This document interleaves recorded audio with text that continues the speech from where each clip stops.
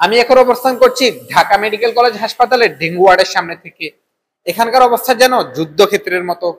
Dengue আক্রান্ত রোগী এবং তাদের স্বজনদের ভিড়ে সরগরম পুরো এই এলাকা।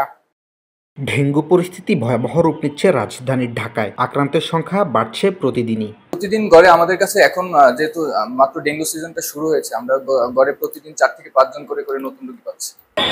স্বাস্থ্য অধিদপ্তরের তথ্য অনুযায়ী গত এক সপ্তাহে ঢাকায় ডেঙ্গু আক্রান্তের সংখ্যা ছড়িয়েছে 1200। সবচেয়ে বেশি রোগী শনাক্ত হচ্ছে বাড্ডা, মিরপুর ও যাত্রাবাড়িতে। হাসপাতালগুলোতে প্রতিদিনই রোগীর চাপ বাড়ছে। হাসপাতালের চিকিৎসা মোটামুটি অনেক ভালো। আজকে অসুস্থ 5 দিন ধরে। ডেঙ্গু আক্রান্ত আজকে 3 দিন ধরে পজিটিভ পাইছি।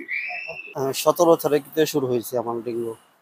মোটামুটি মানুষ নেই, অনেক ভালো মতো চিকিৎসা পাইতেছে না। সেগুলো যথাযথভাবে আমরা চেষ্টা করে যেতেছি। তাদের রোগী দেখার নিয়ম কারণ সবগুলো ভালো। ডেঙ্গু প্রতিরোধে পরামর্শ হচ্ছে নিজের ঘর বাড়ি পরিষ্কার রাখুন, আশেপাশে জমাট পানি পরিষ্কার রাখুন এবং নিয়মিত মশারি টাঙিয়ে ঘুমান। এই পরিস্থিতি নিয়ন্ত্রণে রাখতে প্রয়োজন দ্রুত ব্যবস্থা। নাগরিকদের সচেতনতাও একই সাথে জরুরি।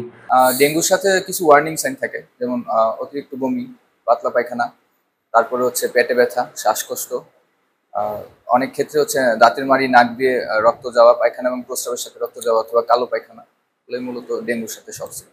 আমরা ডেঙ্গু মেডিসিন ওয়ার্ড থেকে তিন বেলাই আমরা সেবা দিয়ে যাচ্ছি নিয়মিত। এখনো ডেঙ্গুর পরিমাণটা কিছুটা কম, তারপরেও ডাক্তাররা আমরা সর্বোচ্চ চেষ্টা করে যাচ্ছি। ডেঙ্গু আক্রান্ত রোগীদের চাপ এতই বেশি যে চিকিৎসা দিতে গিয়ে হিমশিম খেতে হচ্ছে চিকিৎসক এবং স্বাস্থ্যকর্মীদের।